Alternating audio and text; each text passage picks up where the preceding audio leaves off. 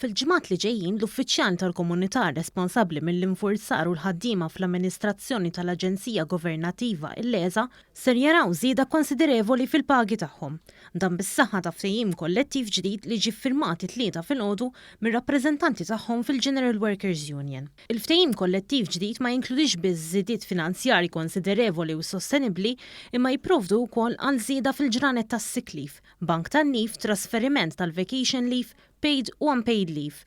Il-kap tal-Aġenzija Mead qal li l-ftehim kollettiv ġdid iħares ukoll li jħarreġ lill-ħaddiema u jagħtihom opportunitajiet ġodda, assigurazzjoni u kodiċi ta' dixxilpina ġusta u ekwa.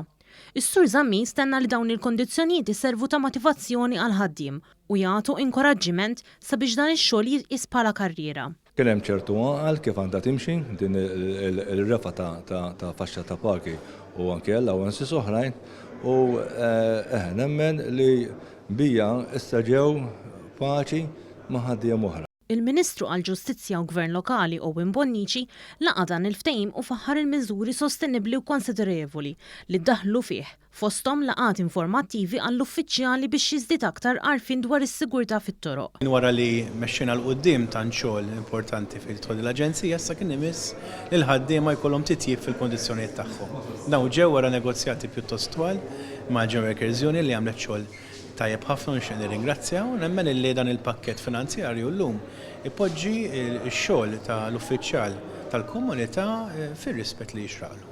Is-Segretarju Parlamentari għall-Gvern Lokali u Komunitajiet, Silvio Parnis, saħaq li okkażjonijiet bħal tal-lum huwa pass ieħor il quddiem għal aktar bidliet pożittivi fih dan l-Aġenzija LESA. Aħna nemmnu li l-ħaddiem huwa importanti fix-xogħol fil-ħidma u żgur huwa prijorità fil-ħidma ta' dan il-Gvern.